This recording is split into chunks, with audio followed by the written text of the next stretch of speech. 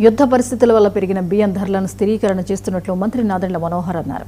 రాష్ట్రంలో 550 మంది మిల్లర్ల ముందు ప్రత్యేకంగా స్టాల్స్ ఏర్పాటు చేసినట్లు తెలిపారు. మొత్తం 130 రైతు బజార్లు ఉన్నాయన్న ఆయన వాటిలో ఒక్కో స్టాల్ పెట్టినట్లు వెల్లడించారు. ఈ స్టాల్స్లో బీపీకే ఎన్ఎం రకాలను తక్కువ ధరకే అందించడం జరుగుతుందని మంత్రి స్పష్టం చేశారు.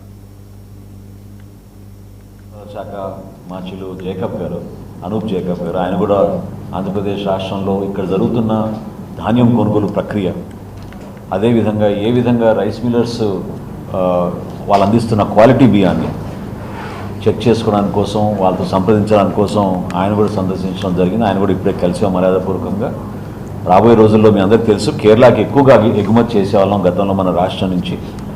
ఈసారి కూడా వాళ్ళతో మనం సంప్రదించుకుని ఇరు రాష్ట్రాలు ఒప్పందం చేసుకునే విధంగా ఒక ప్రయత్నం తప్పకుండా చేస్తాం.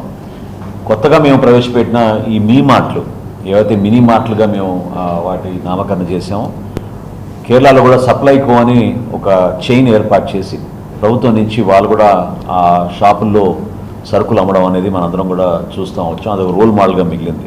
సో ఈ అంశాలపైన జేకబ్ గారితో చర్చించి ధాన్యం కొనుగోలు విషయంలో ఆయన కూడా ప్రశంసించారు. 24 గంటల్లోనే రైతులకి మనం కొనుగోలు చేయగానే డబ్బులు అందించడం అనేది ఒక అద్భుతమైన కార్యక్రమం.